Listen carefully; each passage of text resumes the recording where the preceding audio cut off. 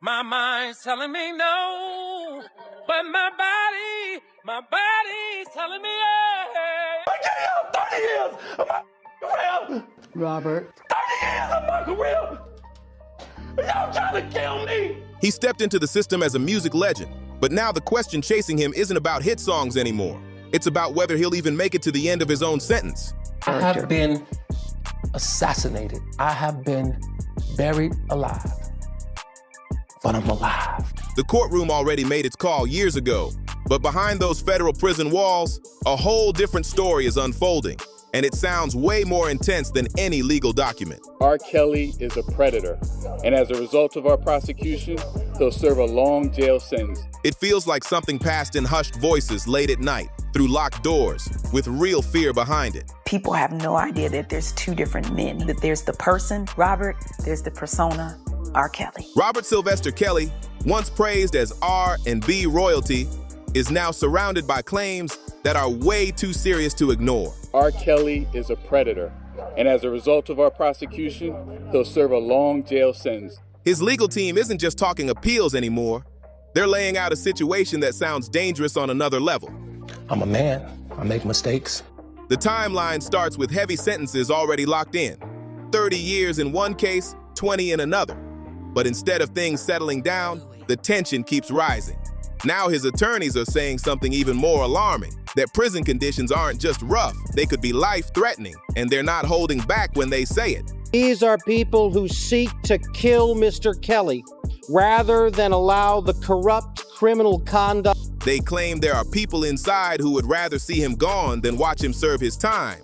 That one statement shakes everything up because it flips the whole focus, from guilt or innocence straight to survival. Now it's not just about the past, it's about what's supposedly happening to him right now behind steel doors and tight security.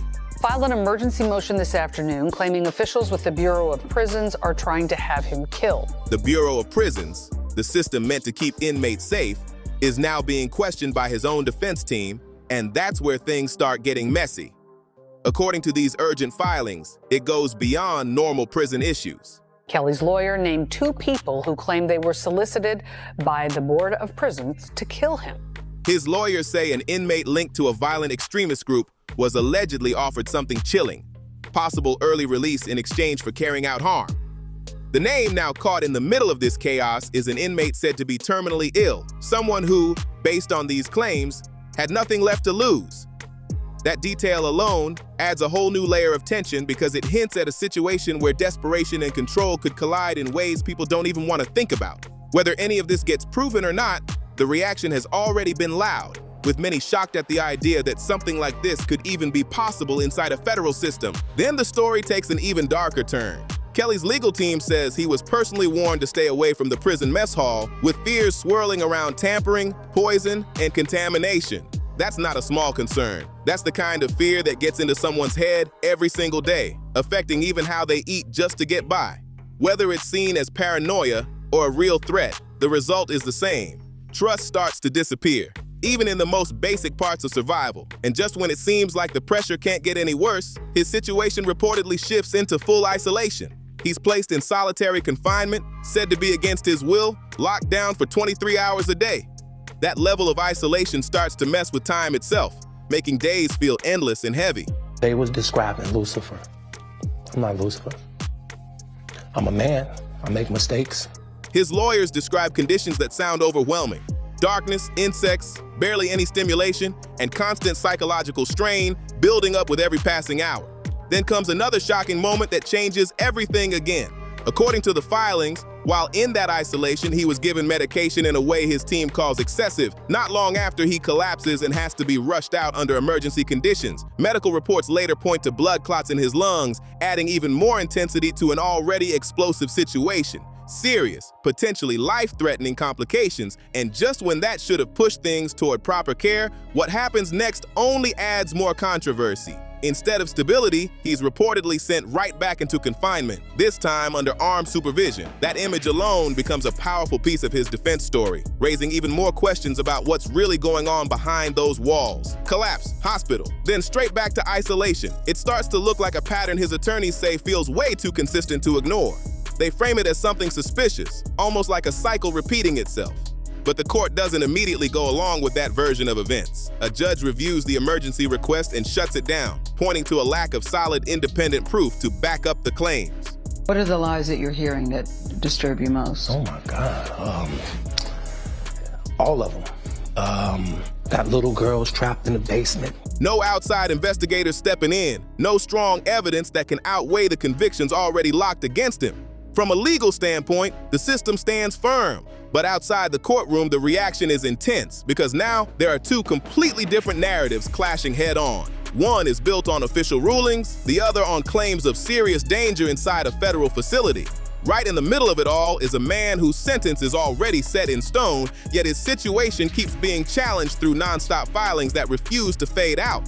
I need somebody to help me not have a big heart. His legal team keeps pushing, even hinting at higher-level intervention, throwing around the idea of a presidential pardon. Every move adds more pressure to a case already packed with tension, suspicion, and questions that still don't have clear answers.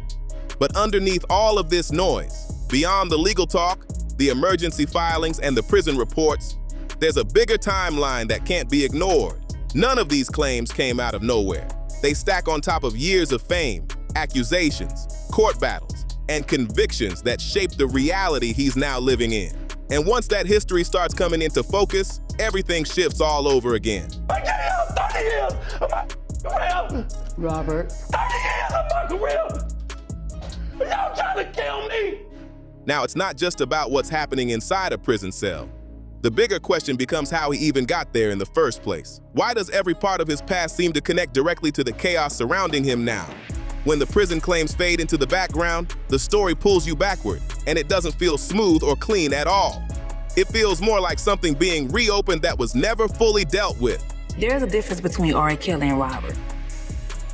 RKelly is this fun, laughing, loving guy. But Robert is the devil. Robert Sylvester Kelly didn't just fade away quietly. He crashed under pressure that had been building for years and years, stacking up until it finally broke out in front of everyone. And what really stands out isn't just the convictions, it's how long the warnings, rumors, lawsuits, and quiet talk had been circulating before the system finally took serious action. He came up in tough conditions on the south side of Chicago, raised in an environment where survival came first, no questions asked. Music wasn't just a skill for him, it was a way out, a sense of identity, and a form of power all wrapped into one. By the time the industry caught on, he wasn't just performing, he was taking over the scene. 12 Play didn't just sell records, it changed the direction of R&B. I Believe I Can Fly didn't just climb charts. It became something people connected to everywhere. But while all that success was lighting up the spotlight, there were also stories building in the background that didn't match the image people were seeing on stage. And people have no idea that this man just beat me on the bus. Back in the 1990s, accusations started to surface quietly, almost like they were being passed around in private, with people hesitant to speak too loudly about what they were hearing. A marriage involving a teenage Aaliyah, quiet legal talk about documents that were allegedly falsified, and settlements that closed disputes without ever letting them fully play out in open court. None of these moments stood alone. Each one stacked on top of the next, slowly forming a pattern that would later be impossible for people to ignore. Then came the tapes, the investigations, and courtroom battles that dragged on for years. One major case ended in acquittal, not because nothing was questioned, but because the burden of proof didn't fully stick under legal pressure. And just like that, the story didn't end. It just hit pause. The music kept going, the tours didn't stop, and the spotlight stayed on him. I have been assassinated. I have been buried alive. But I'm alive. The public moved forward, but silence in situations like this is never really empty. It just waits for the right moment. Then 2019 hit like a shockwave nobody could dodge. A documentary dropped and brought multiple voices together, connecting stories that had been separate for years. Suddenly, accounts of control, isolation, and manipulation weren't scattered rumors anymore. They lined up into detailed narratives that were hard to ignore. The industry that once pushed him to the top started pulling back fast. RCA cut ties, streaming platforms began adjusting playlists, and public opinion shifted in real time. It was like watching everything crack from the inside out, and what came next wasn't just reaction. It was serious legal movement. Federal prosecutors stepped in, not with just one claim, but with a wide-reaching case that painted a much bigger picture. RICO charges turned everything into something far beyond a single situation. Now it was about alleged systems, coordination, and patterns built over time, adding even more weight to a story that was already packed with tension and unanswered questions. R. Kelly has brought so much pain to so many people, and he should be ashamed of himself. The courtroom stopped focusing on single moments and started looking at the bigger structure of it all, how behavior was allegedly repeated, expanded, and kept going over time. It wasn't just about one situation anymore. It was about a pattern that prosecutors argued had been built piece by piece over the years. Witness after witness took the stand, each one adding something heavier to the picture. Some talked about being approached through concerts, others described being cut off from the outside once they got close, and some explained control that didn't sound like normal relationships at all. It sounded more like being trapped without visible walls. Every testimony stacked more pressure onto the case, building a narrative that became harder to shake. And when the verdict finally dropped in 2021, it didn't come quietly at all. Guilty on major charges, racketeering, Mann Act violations, the legal system finally catching up to years of accusations. Then in 2022, the sentence came down, 30 years in federal prison. That number didn't just feel like punishment, it felt permanent. But even that didn't close the chapter. Another trial in Chicago followed, bringing more convictions and another 20-year sentence.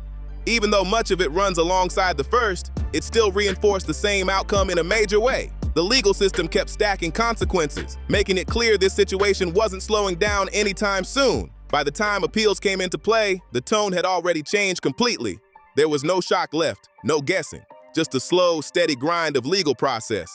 The defense pushed back, challenging laws, procedures, and how everything was interpreted, but the appellate courts kept backing the original decisions.